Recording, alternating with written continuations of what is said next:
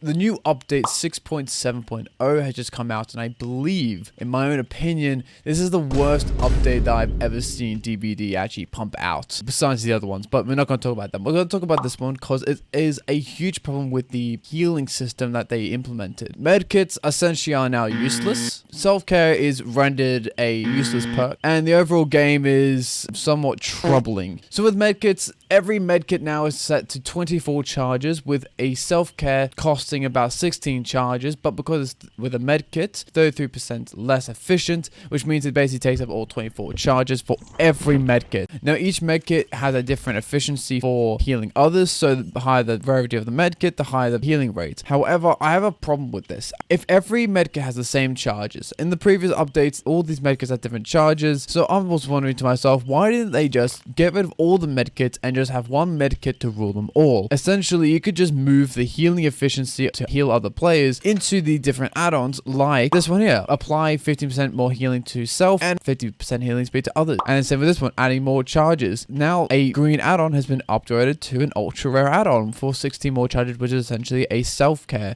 or a self-care and a half now. Self-care now takes about 45 seconds to actually heal yourself. And don't even get me started when it comes to Sloppy Butcher, because then you don't even bother trying to get healed. It's ridiculous. Now, Survivors had the biggest hit with Dead Hard being nerfed to the point where it's no longer a useful perk, and a couple of other things happen with other perks I'm not going to talk about in this video. Now, what does this mean for DBD? Well, it just basically means we're entering a new era of Dead by Daylight, and we're entering a new stage of playing the game, as the pacing of healing and chasing and doing gens is going to shift a little bit, not a huge bit, but a little bit, into survivors working together more, actually solo queues being a bit more difficult, as relying on other people who are not on comms actually communicating with you is a bit difficult. So I think we're going to see it on the survivor side, especially on the if you play as a killer, you're going to see more swifts come into play. You're going to see less solo queues if that's possible, and overall you're going to see more coordinated teams.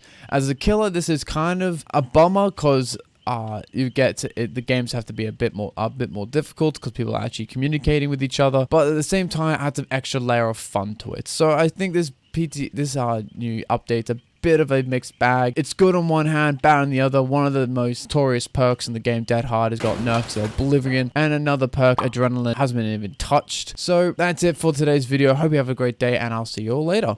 Bye bye.